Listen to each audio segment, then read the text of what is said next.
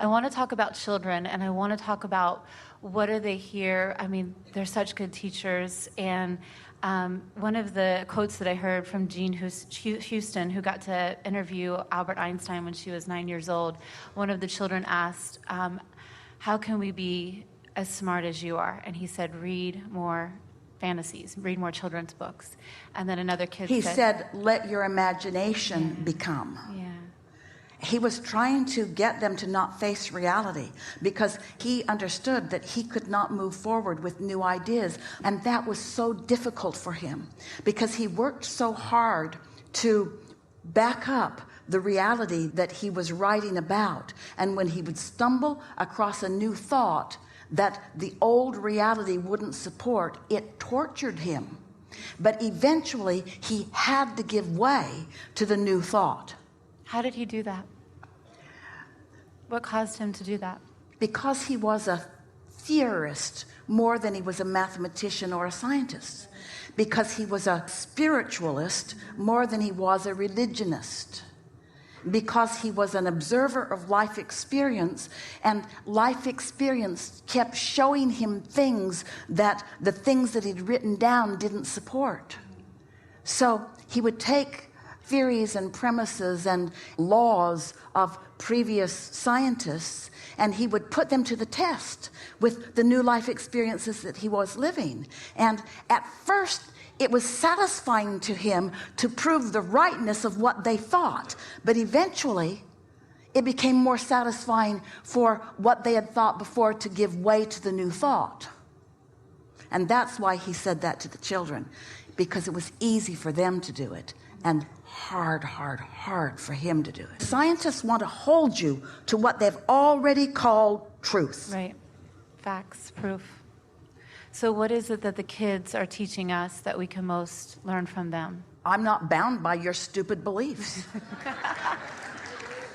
Gosh, that's so I'm good. free. I'm free.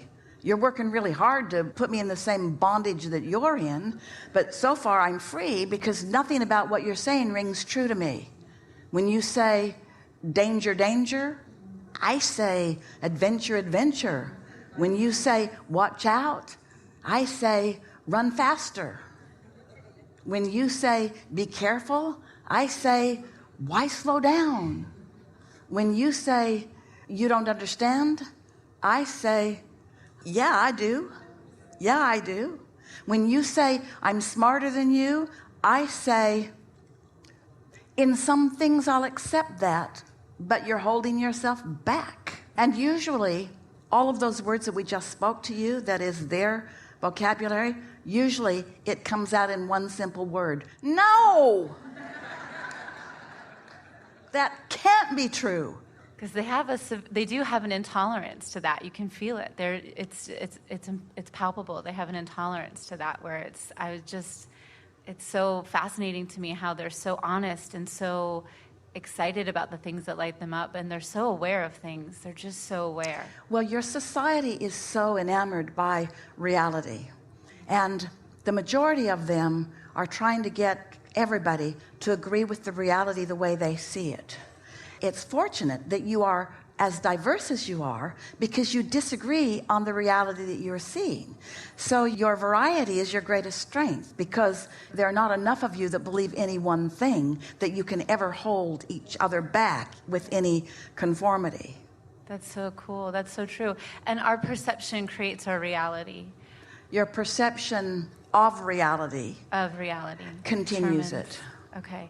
And so when I'm looking at you and how I see you, it's based through my beliefs and my vibrational set. Oh, it's shocking, isn't it? When you realize, I don't really know what anybody thinks. I only know what I think they think. I don't really know what Jerry really meant. I only know what I think he meant through the lens with which I was hearing him. Yes.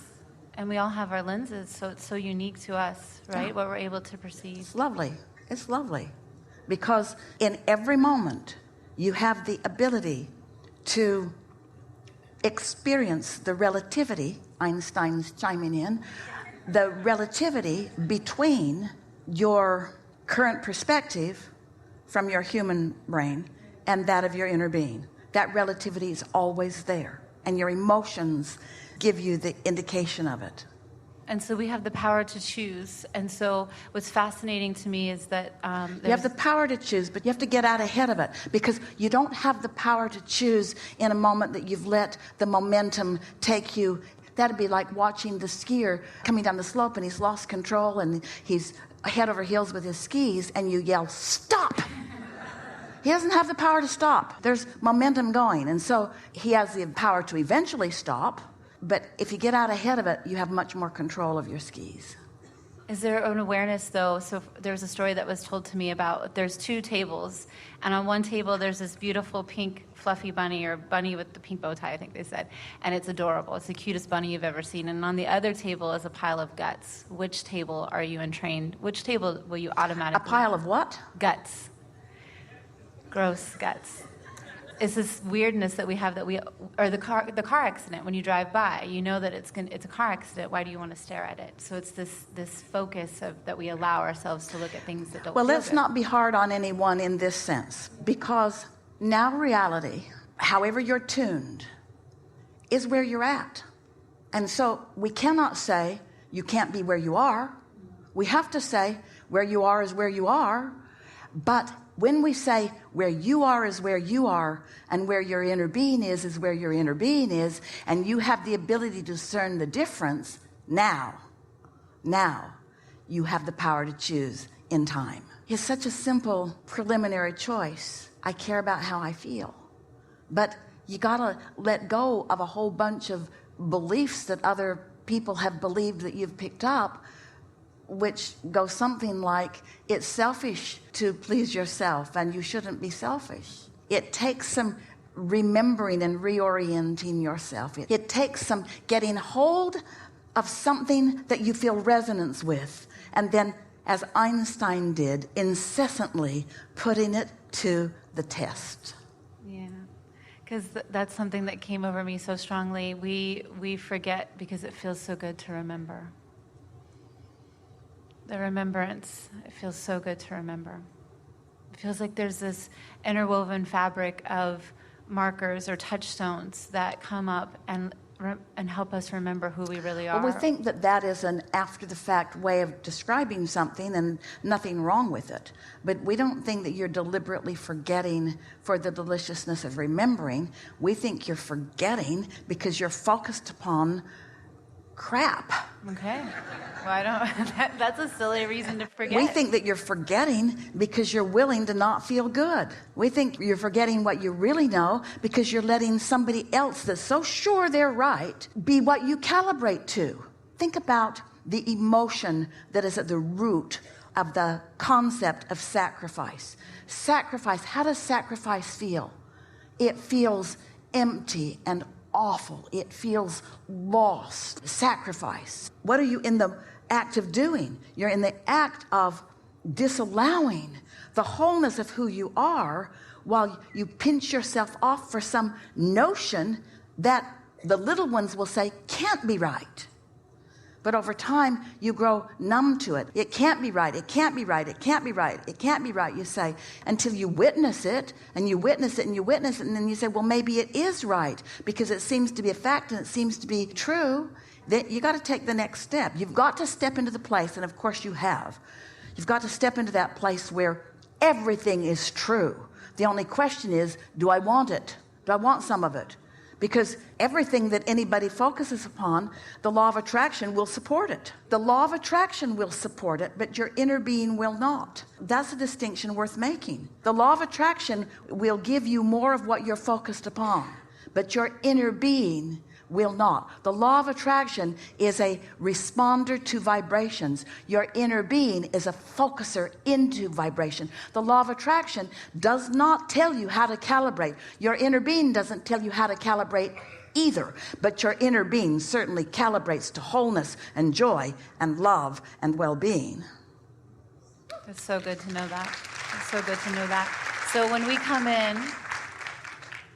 in and we are babies, and we have our inner being that's guiding us, and kids, and they're learning, and they're constantly growing, and they're expanding. What is it about this idea of it's not, I don't want to say they're forgetting who they are, but there's this, their beliefs and how. So how do we teach kids to believe what they want to believe? Well, the most important thing that we want to say about the scenario as you laid it out is that nothing's going wrong in that scenario and everything's going right, because they are having the experience of witnessing life that they can feel is out of calibration to what they know. And so if you want to be an early advantage to them, you can demonstrate through your own example how you choose to feel good and make sure that you do. But at the same time, don't make them your order of business, and do not deprive them of the contrast that is necessary for them to create a magnificent vortex. In other words, see them as their inner being sees them, as a work in progress, and as being right on track, right where they are. Right on track, right where they are.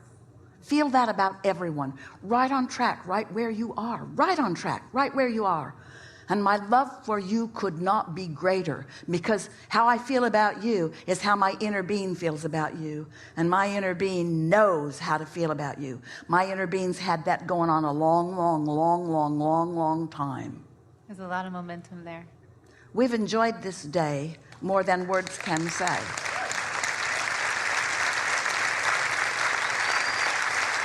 There is great love here for you. And for now, we are extremely satisfied and complete.